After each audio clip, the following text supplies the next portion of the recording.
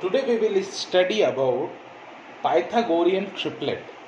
Now, the term Pythagorean came from the Pythagoras theorem and triplet means 3. So before studying Pythagorean triplet, let us see what is Pythagoras theorem. So, according to Pythagoras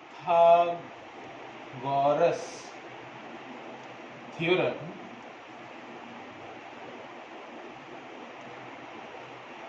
hypotenuse square is equal to perpendicular square plus base square.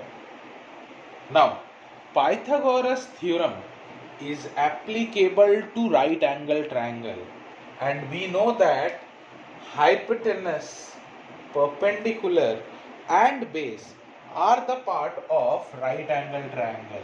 Means if I draw a right angle triangle over here, this is 90 degree. Let's name this triangle ABC.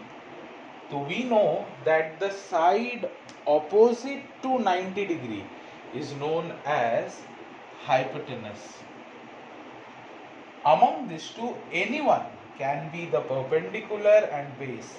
So let's consider this to be perpendicular and over here base.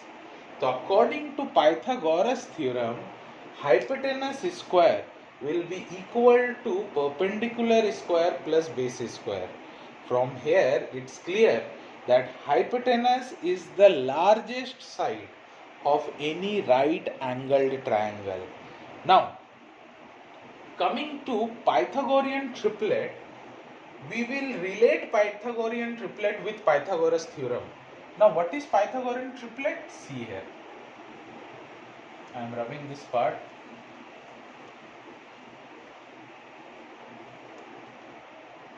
Now, discussing about Pythagorean triplet, any integer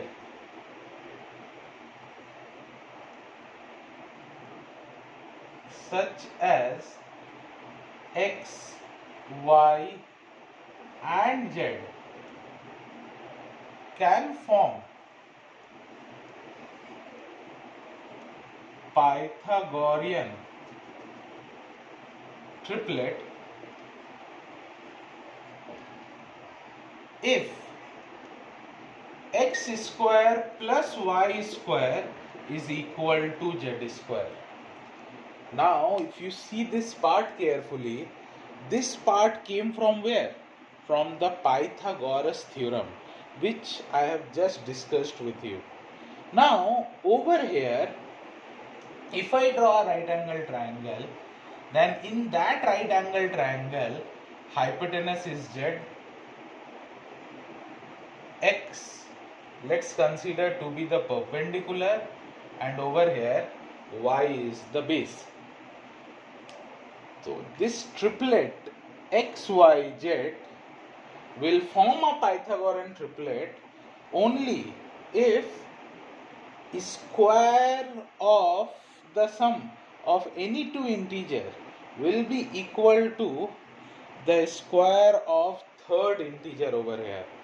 Means you add the square of these two integer, it must be equal to the square of the third integer.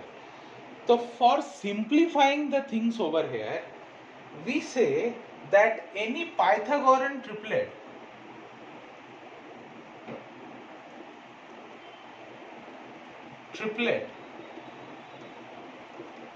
is written in form of 2m, m square minus 1 and m square plus 1. Means let's consider this 3 to be a Pythagorean triplet. So according to this theorem over here, m square plus 1's whole square must be equal to 2m square plus m square minus 1's whole square.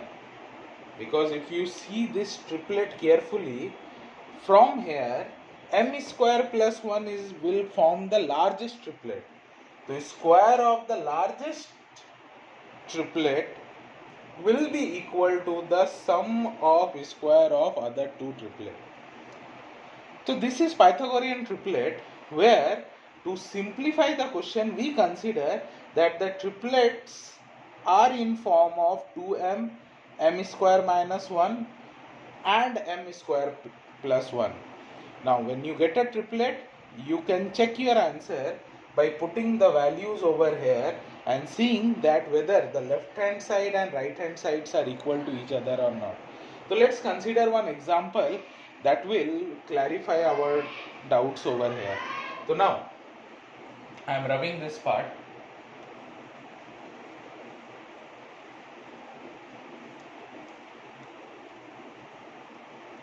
Let's consider one question. For example,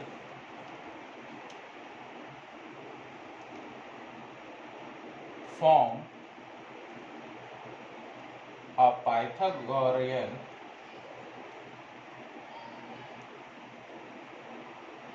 triplet whose one of the number integer is 8. Now it is not necessary that a integer will form one group of triplet. Triplet means set of 3 integers. So one of the integer is given to us. From this integer we have to form the Pythagorean triplet. Now it is not necessary that this integer 8 will form only one triplet. It may form 2 triplet or 3 triplet also, if the condition satisfy over here. Now we know that the triplets are what? Triplets are 2m. The general form of triplets are 2m, m square minus 1, m square plus 1. Now one by one I will relate 2m, m square minus 1, m square plus 1 with 8, and then we will see whether it satisfy the condition or not. Over here now 2m is equal to 8. So m will be equal to how much? 4. So see, since you are getting m equal to 4 over here, therefore the required triplet,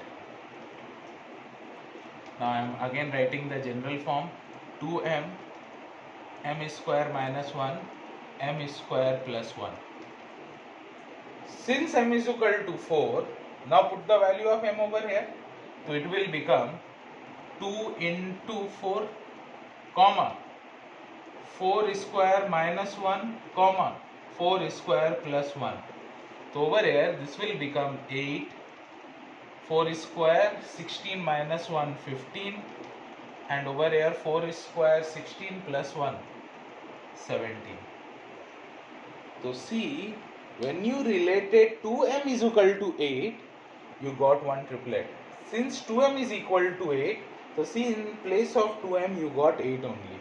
Now moving forward, now I will relate m square minus 1 is equal to 8. M square will be equal to 8 plus 1, minus 1 will move that side, it will become plus 1. M square will be equal to 9. So m will be equal to root over 9, which will be equal to m equal to 3.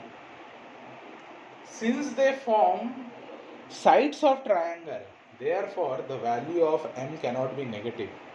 So we will consider, since any number when come out of the square root, it is written in form of plus minus, but since it forms side of a triangle in Pythagoras theorem, therefore this cannot be negative over here. Now, so therefore, you see, you will again get another triplet over here. Therefore, the required triplet, again I am writing 2m, m square minus 1, m square plus 1.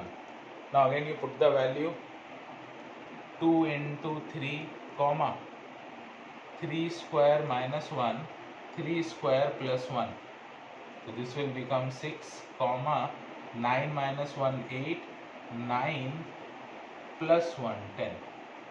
So see, from a particular integer you got two triplets over here. Now let's check for the third one. So over here m square plus 1 is equal to 8. Now m square will be equal to 8 minus 1 plus 1 will move that side, it will become minus 1. M square equal to 7, m equal to root over 7. Now see, it is forming an irrational number over here. 7 is a prime number, it is a non-perfect square number. Therefore, when you simplify this, you will get a non-terminating, non-reoccurring decimal number, which is not an integer. So therefore, over here, not possible. Triplet is not possible with it. So with 8, I got two triplet. One is 8, 15, 17 and another is 6, 8, 10. Over here, the condition doesn't satisfy. Now, if you want to check, you can use over here Pythagoras theorem. You will get that both the triplet will satisfy Pythagoras theorem. See, if I use Pythagoras theorem over here, which will be the hypotenuse? See, 17 will be the hypotenuse. So 17's square must be equal to the sum of square of these two. So 15's square plus 8 square. So over here 289 is equal to 225 plus 64. You see, 289 is equal to 289. So therefore, it satisfies Pythagoras theorem over here. You can check with this also. You see, which is the largest number over here? 10. 10's square is equal to 6 square plus 8 square. Over here, this will be 100 is equal to 36 plus 64, which will be 100 equal to 100. So see, this is also satisfying Pythagoras theorem. Therefore, this will be the second triplet. So this way you can find the triplet of any number given to you. Just one by one you relate. It is not necessary that always you will get two triplet. There will be some questions where you will get only one triplet. But you relate the number with all the three. Wherever it is possible, you write the triplet. Wherever it is not possible, you write not possible over it there. Okay? So thank you. I hope you liked this video. Bye.